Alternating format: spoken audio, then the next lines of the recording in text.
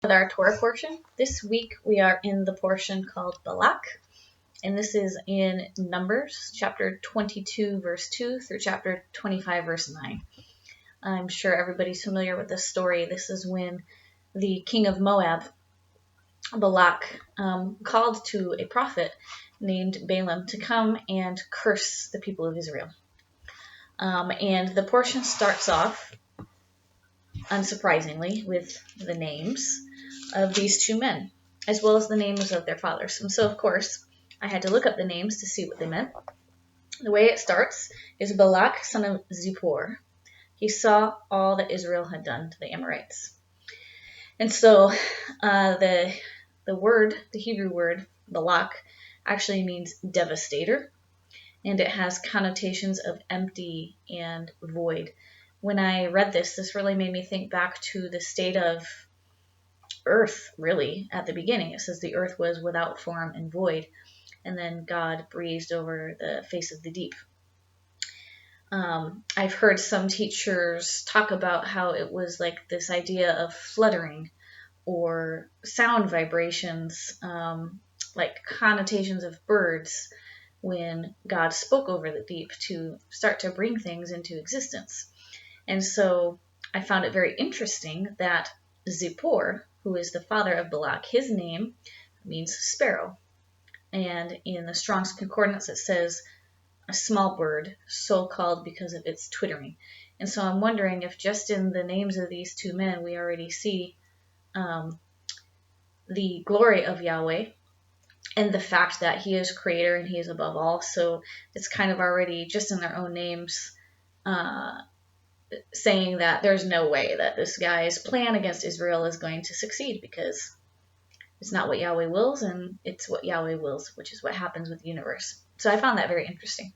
Now, Balaam means not of the people, or a foreigner, which is interesting because he is a prophet, and when you read the story, at least when I read the story, I think over and over, geez, I wish I had faith and obedience like that.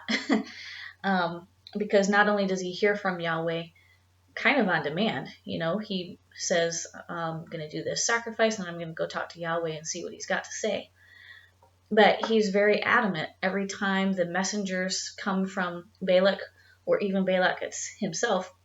He's very adamant over and over and over again that I can't do anything beyond what Yahweh says, good or bad. And this is exactly what Torah commands. We should not diverge from the way to the right or the left, and we should not add to his word, good or bad. And so I found that very interesting. And he is the son of Beor, which means burning, or like a lamp that burns. And the very interesting thing is that when Balak comes to Balaam, or sends messengers to Balaam, what he says in verse 6, I'm just going to read it. It says, I know that he whom you bless is blessed indeed, and he whom you curse is cursed. And this makes me think of the scripture where it says, I will bless those who bless you, speaking of Israel, and I will curse those who curse you. So this made me think of this. But in verse 18, we have this first instance of Balaam saying, I can't really do anything beyond what God says. And so here he's denying all the treasures that Balak could give him, essentially riches of the world. Balaam replied to Balak's officials, though Balak were to give me his house full of silver and gold, I cannot do anything, big or little, contrary to the command of Yahweh, my Elohim. In chapter 22, verse 38, we see a similar thing. I can utter only the word that Elohim puts in my mouth. In 23, verse 12, again, very similar.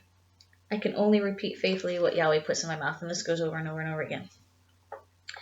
So this man was not only a prophet who heard directly from God and spoke some very amazing blessings over Israel that are, I would say, some of the most important blessings and reaffirmations of the covenantal promises that Yahweh made to that nation that we can find. There's also a prophecy about Messiah that Balaam gave, and he really did have great obedience. I mean, I would call it obedience and faith, being able to deny these riches that Balak was promising him. Even so, we know the end of the story he caused the people to be cursed. So he kind of went about it in a roundabout way. He didn't directly curse them. He couldn't. They'd been blessed by Yahweh. But he, as Revelation chapter 2, verse 14 says, he taught Balak to put a stumbling block in front of the Israelites so that they would eat food, sacrifice to idols, and commit fornication. And that is what led them to commit idolatry and to depart from their God, Yahweh, and thus be cursed, which is what Balak wanted in the first place.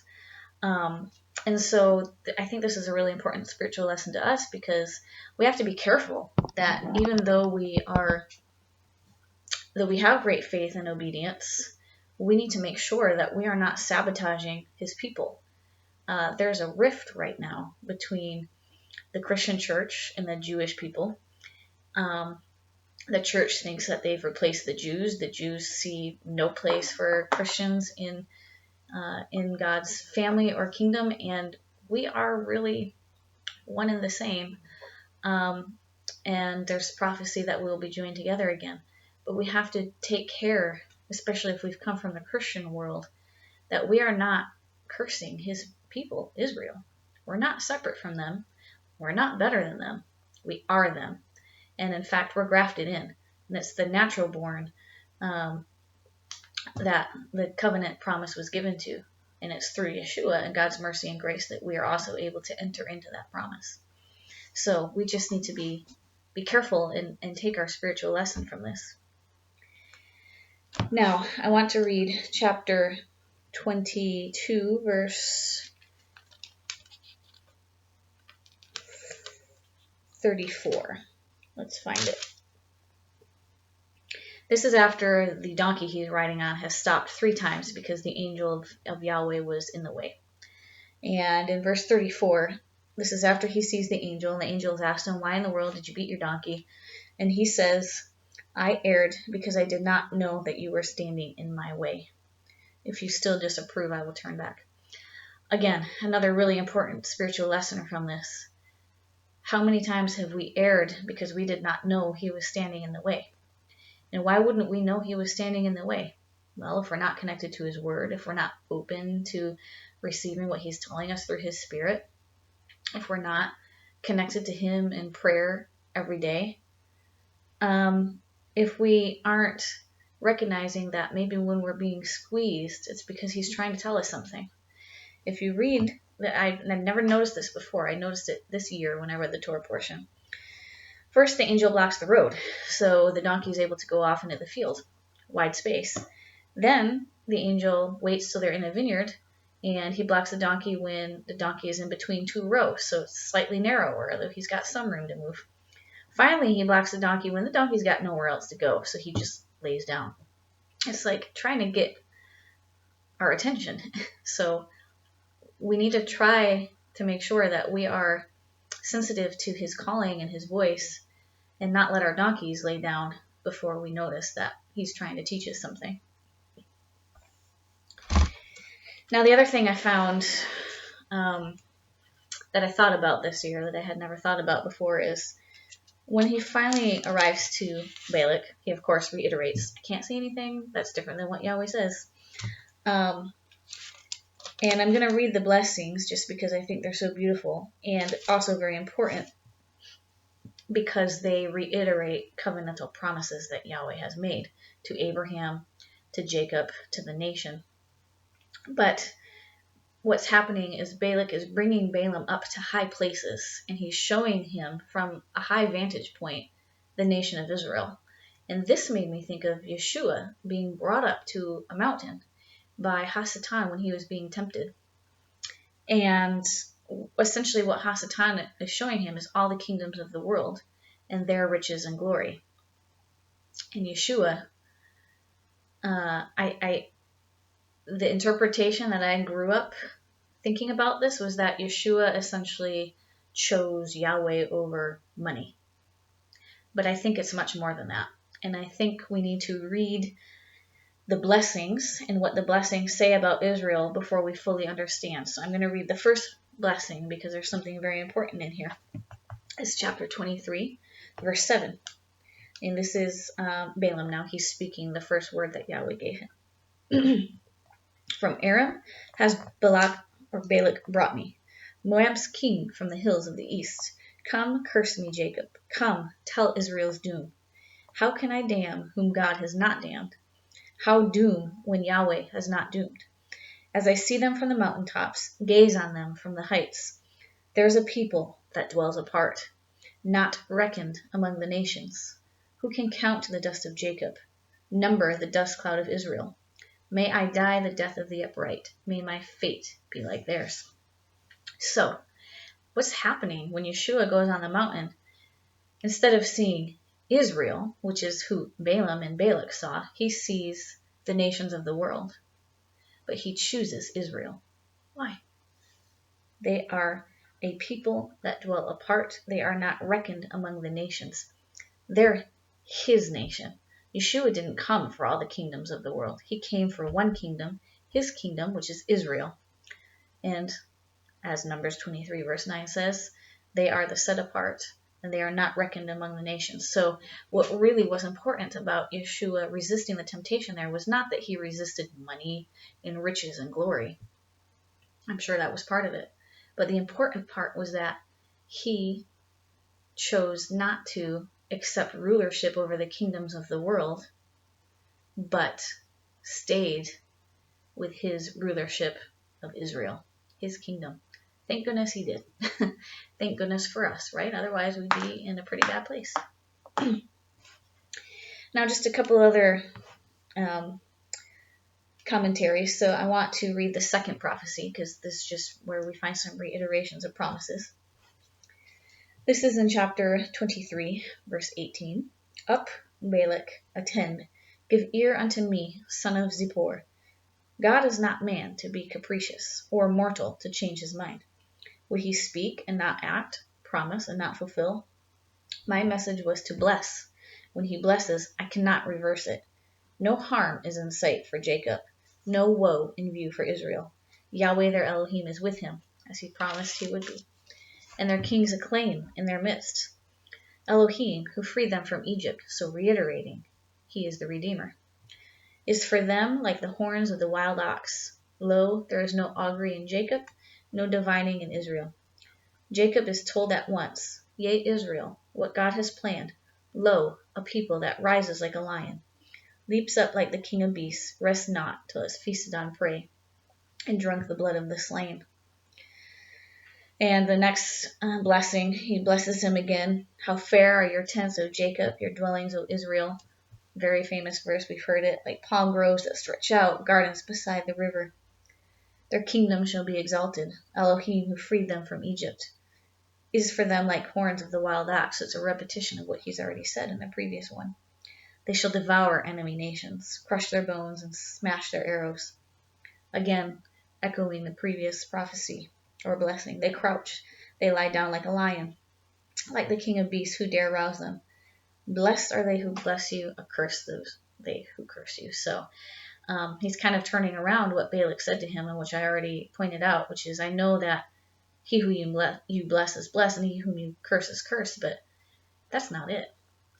It's blessed is he who Yahweh blesses, and cursed is he who Yahweh curses.